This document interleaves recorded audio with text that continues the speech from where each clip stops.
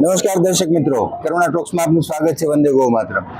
દોસ્તો, આગામી તારીખ 23મી થી 1 ડિસેમ્બર સુધી સદભાવના વૃદ્ધાશ્રમના વડીલો અને વૃક્ષોના લાભાર્થે રેસકોર્સ મેદાનમાં વિશ્વ સંત પૂજ્ય મોરારી બાપુની વૈશ્વિક રામકથા યોજાવા જઈ રહી છે. તડામાર તૈયારી ચાલી રહી છે અને એ નિમિત્તનો જ આ સ્ટુડિયો અત્યારે આપણે એક નિર્માણ કર્યો છે. એમાં અત્યારે મારી સાથે ઇન્ટરનેશનલ હાસ્ય કલાકાર, ઇન્ટરનેશનલ આર્ટિસ્ટ જય છનિયારા મારી સાથે અત્યારે ઉપસ્થિત. જયભાઈ, આપનું સ્વાગત છે. નમસ્તે. નમસ્તે, જય શ્રી રામ, જય ગૌ માતા. હું કોમેડિયન જય છનિયારા. સદભાવના વૃદ્ધાશ્રમ દ્વારા આ સરસ મજાની રામકથાનું આયોજન થવા જ્યારે થઈ રહ્યું છે ત્યારે હું જય છનિયારા આપ સૌનું સહૃદય તહે દિલથી સ્વાગત કરું છું. વાહ જયભાઈ, ખૂબ મજા આવી ગઈ. ખાસ કરીને જે લોકો વૃદ્ધ છે, જે બીમાર છે, જેનું કોઈ નથી, અથવા તો દીકરાઓ વિદેશ રહે છે, અથવા તો દીકરીઓ જ છે ને એને પરણાવી દીધી છે, અથવા જેને લગ્ન જ નથી કર્યા, નિસંતાન દંપતી છે, લગ્ન નથી કર્યા, એવા લોકો છે, એ વૃદ્ધાવસ્થામાં ક્યાં જાય? એટલા માટે વૃદ્ધાશ્રમો આજના સમયની જરૂરિયાત છે. થોડુંક વૃદ્ધાશ્રમ વિશે આપણે બાપુની કથામાં સપોર્ટ માટે આવ્યા છે, તમને ખાસ આજે સ્ટુડિયોમાં આમંત્રિત કર્યા છે. તો થોડુંક વૃદ્ધાશ્રમ, આજના સમયમાં વૃદ્ધાશ્રમની જરૂરિયાત છે. આજે વૃદ્ધાશ્રમ છે, શરમ નથી પણ ધર્મ છે. થોડી એ વાત તમારી પાસે સાંભળવી છે. વૃદ્ધાશ્રમ નથી મારી દ્રષ્ટિએ, પણ એ વડીલોને જીવવા માટેનું માનાશ્રમ. ક્યાં વાત! વાહ વાહ જયભાઈ. કારણ કે જરૂરી નથી, આપણે ઘણી વખત આપણે જેમ વાત કરી નિલેશભાઈ કે એવો સિક્કો મારી દેતા હોઈએ કે વડીલો બાળકોને, દીકરા બહુને હેરાન જ કરતા હોય એટલે વૃદ્ધાશ્રમ. પણ ઘણી વખત બાળકો વિદેશ ગયા હોય કે બહુ દીકરા સાચવી શકે એમ ન હોય, દીકરાઓ વિજય રહેતા હોય, એટલા માટે વૃદ્ધાશ્રમમાં મૂકે છે. પણ આજના યંગ જનરેશનને કલાકાર તરીકે એક નાનકડી અપીલ કરવા માંગુ છું કે તમે એક ટીવી નો મેચ જોતા હો, ક્રિકેટનો, વચ્ચે જાહેરાત આવે છે, તમને કે મને ગમતી નથી. બરાબર. આજનો સમય એવો થઈ ગયો છે કે ટીવી ની અંદર જેમ જાહેરાત આવે ને એમ આપણને નો ગમે ને, એમ આજના યંગ જનરેશન ને મા બાપ ગમતા નથી. બરાબર. પણ આજના ઈ યંગ જનરેશન ને કલાકાર તરીકે એટલું જ કહું છું કે જાહેરાત છે ને તો આ મેચ છે, નતર ઈ મેચ ની કોઈ કિંમત નથી. એટલે વૃદ્ધાશ્રમો મારી દ્રષ્ટિએ ખરેખર ઓછા જ હોવા જોઈએ. પણ એક પ્રસંગ મને બહુ સરસ યાદ આવે છે. 70 વર્ષનો બુજુર્ગ બાપ, 7 ખોટનો એકનો એક દીકરો, દીકરાના ધામધૂમથી લગ્ન કર્યા, ઘરમાં નવી બહુ આવી, આવતા વેત એના પતિને કીધું, સાંભળું ઘરમાં ડેડીનું શું કામ છે, ડેડીને વૃદ્ધાશ્રમમાં શિફ્ટ કરી દો. આપણા ઘરે મહેમાન આવતા હોય ને ડેડી ઉધરસ ખાતા હોય તો કેટલું બધું ડર્ટી લાગે. ઘરમાં ડેડીનું શું કામ છે? 70 વર્ષની ઉંમરે બાપે વૃદ્ધાશ્રમનું નામ સાંભળ્યું, આંખમાંથી સાહેબ શ્રાવણ ને ભાદરવો વયો જાય, દીકરા 70 વર્ષ ફળિયામાં કાઢ્યા. 2-5 વર્ષનો હું મહેમાન છું, 2-5 વર્ષ ખાટું થઈને તું મને વૃદ્ધાશ્રમમાં ધક્કો મારીશ? બાપુજી ત્યાં કોઈ તકલીફ ના પડે, મોરારી બાપુની કથા સાંભળવા મળે, વિડીયો કેસેટો સીડીઓ જોવા મળે, છાપું વાંચવા મળે, તમારા પૈસા અમે દઈ દેશું, તમે રોવો તો શું કામ? ત્યારે 70 વર્ષનો બુજુર્ગ બાપ રડતો રડતો એટલું બોલ્યો તો કે દીકરા, રડું તો મને એ વાતનું આવે છે કે જન્મતા વેત તને જો હું અનાથ આશ્રમમાં મૂકી આવ્યો હોત ને, મારે આજે વૃદ્ધાશ્રમમાં જવાનો વારો ન આવે. વાહ વાહ જયભાઈ, સદભાવના વૃદ્ધાશ્રમની વૃક્ષારોપણની બહુ મોટી પ્રવૃત્તિ છે અને ખાસ કરીને કરોડો વૃક્ષો વાવવાનું આયોજન છે આવતા દિવસોમાં. આ કથા એને માટે પણ ક્યાંક માધ્યમરૂપ બની છે. એ પણ એક હેતુ છે, એને માટે પણ આ કથા પ્લેટફોર્મ છે, વડીલો અને વૃક્ષોના લાભાર્થે.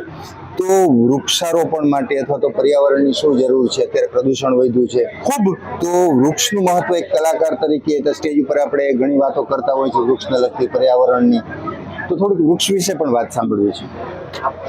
જીવનની અંદર વૃક્ષો બહુ જરૂરી છે. મને એક નાનકડો પ્રસંગ નિલેશભાઈ બહુ સરસ યાદ આવે છે. એક કઠિયારો વૃક્ષને કાપતો હતો, તમામ વૃક્ષ કપાઈ ગયા, એમાં એક નાનકડું વૃક્ષ હતું અને એક વડીલ વૃક્ષ હતું. પણ વડીલ વૃક્ષ જયારે કઠિયારો નજીક આવ્યો ને ત્યારે વડીલ વૃક્ષ પોક મૂકીને રોવા માંડ્યું. એની આંખમાં આંસુ આવી. ત્યારે નાના વૃક્ષે કીધું કે દાદા, તમે રડો છો શું કામ?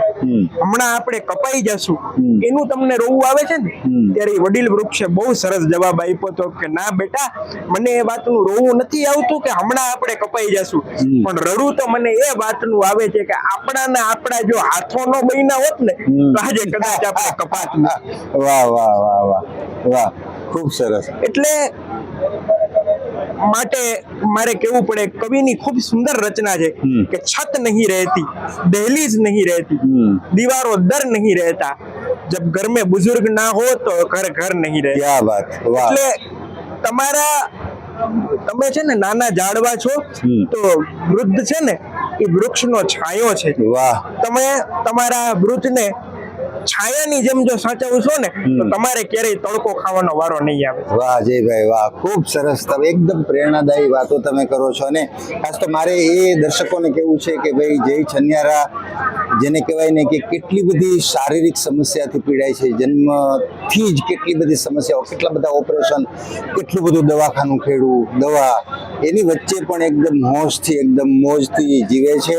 અને કુદરતના એને જે મુશ્કેલી મળી છે એની સામે ચેલેન્જ બનીને રહે છે અને હસતા રહીએ છે, દુનિયા આખીને હસાવતા રહીએ છે. જયભાઈ, ખાસ કરીને આટલું બધું મનોબળ મક્કમ કેમ આવે? માણસને તાવ આવ્યો હોય તો 3 દિવસ ઘરની બહાર નથી નીકળતો, તમે આટલી બધી શારીરિક મુશ્કેલી વચ્ચે પણ હસો છો અને દુનિયાને હસાવો છો.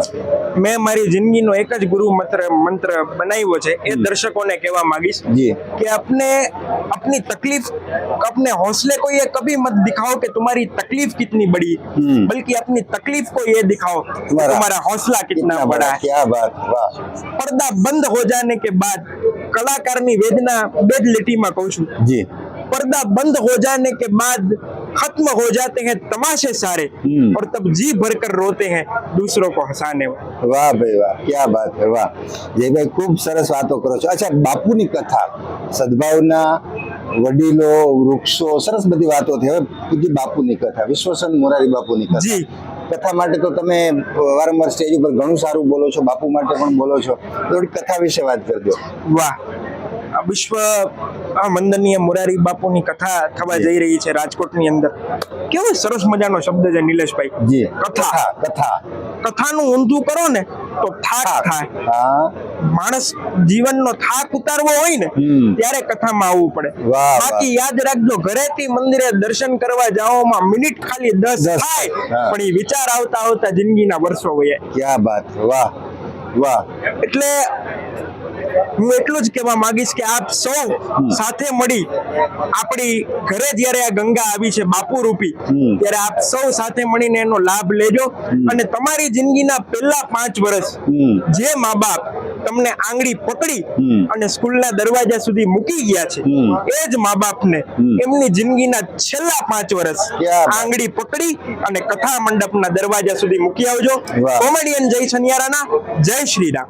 ક્યા બાત હે જયભાઈ, ખૂબ સરસ વાતો તમે કરી. દર્શક મિત્રો, જય છન્યારા કેટલી સરસ વાતો કરી, વડીલો વિશે, વૃક્ષો વિશે, બાપુની કથા વિશે, સદભાવના વિશે, અને એમની અસંખ્ય તકલીફ વચ્ચે પણ પોતે હસતા રહ્યા છે. એ પણ સંદેશો આજે આપને આપ્યો છે.